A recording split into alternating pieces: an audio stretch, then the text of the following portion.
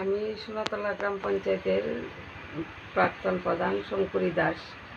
আমি প্রধান থাকাকালীন হেমেন্দ্র শর্মার বাড়িতে 26 তারিখ সন্ধ্যা 7টায় যাই। যাওয়ার পরে এখানে মৌসুমী চক্রবর্তী উপস্থিত আছে।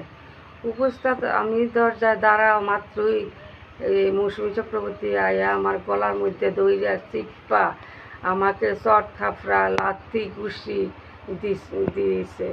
দেওয়ার পরে আমি কোনোক্রম প্রাণে সুইটটা সেটা রাস্তার সঙ্গে দাঁড়াইয়া আমি অন্য লোককে ফোন করতেছি।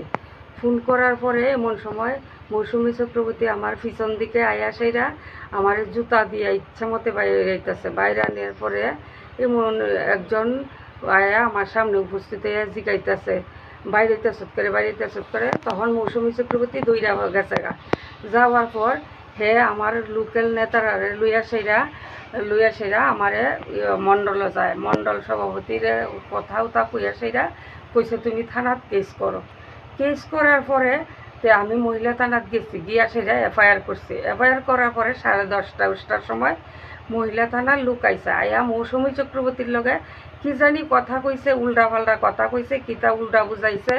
বুঝানোর পরে তার আর কোনো নিছে না নেওয়ার পর আজকে 4 দিন জায়গা 5 দিন জায়গা তারা আমারে কোনো প্রতিশ্রুতি দিছে না।